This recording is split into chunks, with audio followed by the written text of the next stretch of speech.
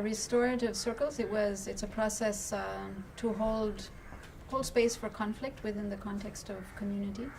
And it was developed in the favelas in Brazil by a British man named Dominic Barter. It's really about coming back to our essence and coming back to who we are, and that deep down we are good human beings, and deep down we want to be connected and we want to belong, and that when connection is broken, that's why we do things that create harm. And so how do we restore that connection? How do we restore trust? We have been working with Restorative Circles in Auroville since 2010. For the first 5 years it was quite small and very low-key, and 2 years ago we decided to go really public.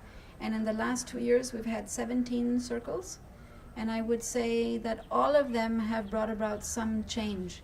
Not always, the degree of change that participants would have liked to have seen. And I really see this as it's a 10 or 20 year project, that for Restorative Circles to really work at its fullest potential, it requires more people in the community to understand it and to be willing to join and to play along. Because I think one of our challenges is that many people don't come. It's too threatening, it's too new, it's too unknown. But yes, I would definitely say that there have been changes, and people, we've done feedback forms, and people have said they want this to grow in Auroville, and they've been touched by it and empowered and surprised. And even though Restorative Circles wasn't a process that was born in Auroville, I find that it's very, very fitting. In one way, we have absolute freedom to really live a laboratory of, human evolution, and to see what that means on a very personal level, but also in terms of our systems and how we have decision making, and how we have policies, and how we have inclusion of all members, and how do we town plan, my personal take is that we actually don't even have a justice system. So, and a justice system that reflects our values. And although Auroville is extremely alternative in many ways, and we do conflict resolution in quite alternative ways, it's touching, and yet for me we're not at all where we could be.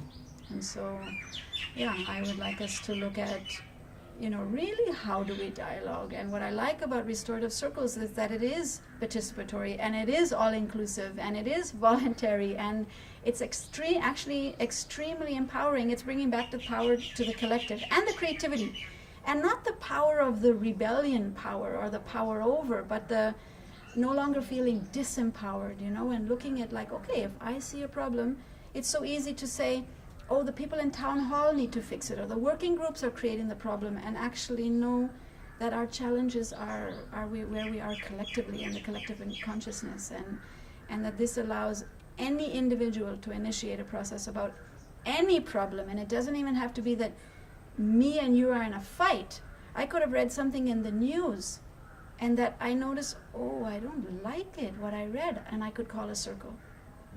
Even though on the surface it's a space to receive conflict, to sort out conflict, it's actually also a much deeper process, and invites all kinds of self-reflection and ahas and shifts, and really, how do I be the best human being that I can be, and how do I be the best Aurovillian that I can be, and how do I contribute to make this a better place,